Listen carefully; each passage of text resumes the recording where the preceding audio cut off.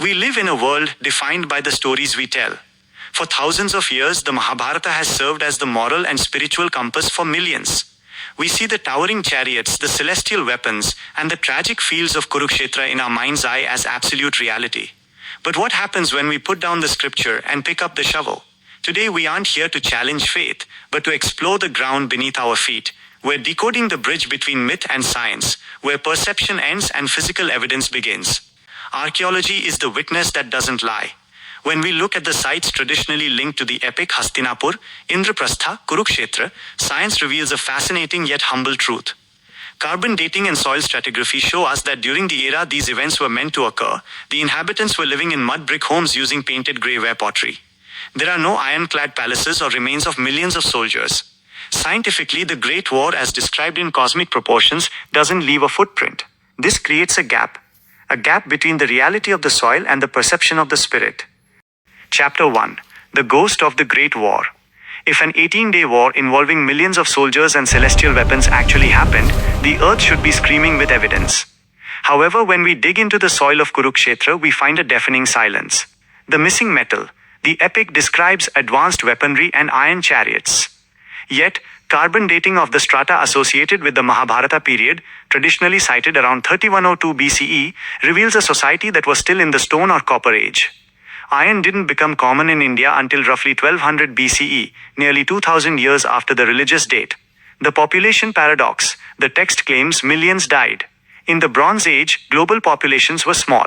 Archaeologically, there is no evidence of mass graves, charred remains of millions, or the logistical infrastructure, roads, granaries, waste management, needed to support such a massive gathering of kings and armies. Chapter 2. The Pottery Problem. Archaeologists use fingerprints to track civilizations, and for the Mahabharata, the fingerprint is painted grey-ware, PGW. The disconnect. Sites like Hastinapur and Indraprastha do exist, but the PGW found there dates to roughly 1000 BCE to 600 BCE. While these were real settlements, they were modest villages with mud brick houses, not the sprawling golden marble palaces described in the Sabha Parva. The flood myth. Archaeologist B.B. Lal found evidence of a flood at Hastinapur that led to the city's abandonment, which mirrors the story of the Kuru lineage moving to Kausambi. However, science shows this was a local river shift, not a divine catastrophe, and the timeline remains off by millennia from the Yuga calculations. Chapter 3. Astronomy versus Geology.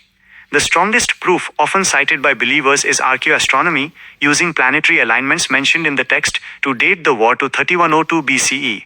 Science, however, points out a major flaw: retrograde calculation. Software versus soil. You can use software to find a date where the stars align as described, but that doesn't mean the events happened. It only means the author, who likely wrote the final version around 400 CE, was a skilled astronomer who could calculate backward to create a grand beginning for the Kali Yuga. The sunken city. Marine archaeology at Dwarka has found submerged structures. While fascinating, carbon dating of these ruins often places them in the medieval period or the late Harappan era, with no concrete link to a divine kingdom that sank overnight due to a curse.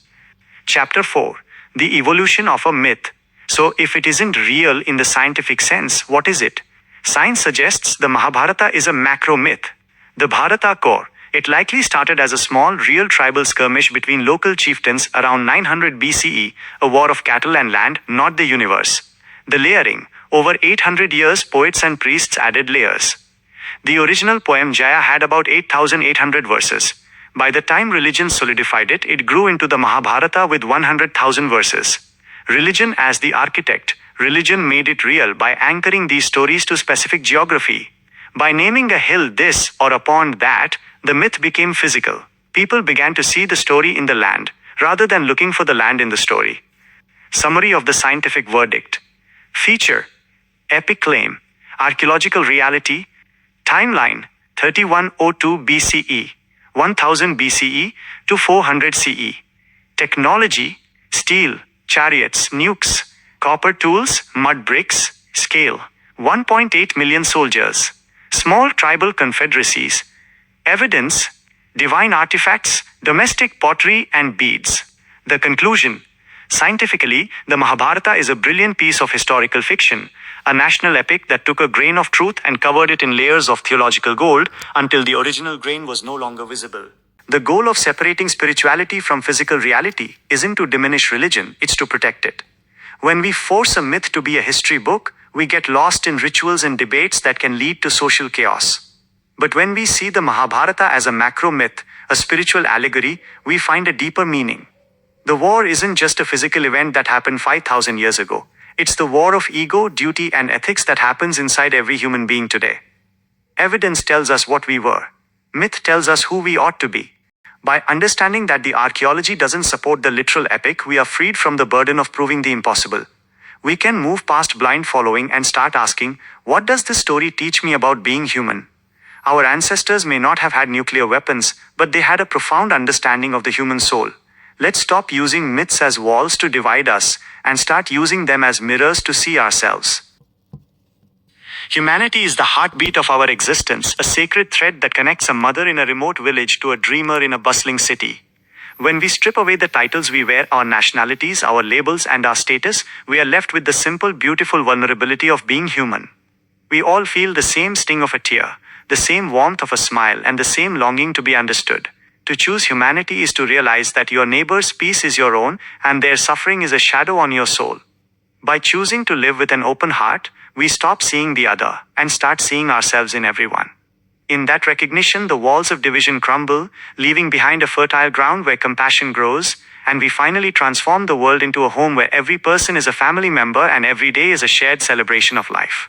At their deepest core, all religions are like different languages spoken by the same human heart, seeking the same eternal light. Whether it is called Dharma, Tao, or God, the essence of every faith is a single, radiant command to transcend the ego and embrace a love that is unconditional. When we look past the external masks of dogma and the static of man-made rituals, we find that spirituality is not about dividing us from them, but about realizing that we are all drops in the same infinite ocean. True happiness is found the moment we stop fighting over the name of the water and simply drink it, letting its shared love wash away the chaos of the world.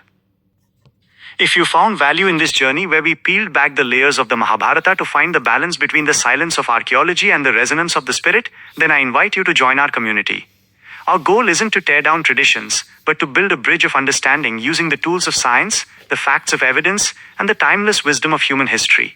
If you believe that we can honor our heritage while embracing a reality-based future, and that the only language we truly need to speak is the universal language of peace and love, please like this video, subscribe to the channel, and share your thoughts in the comments below.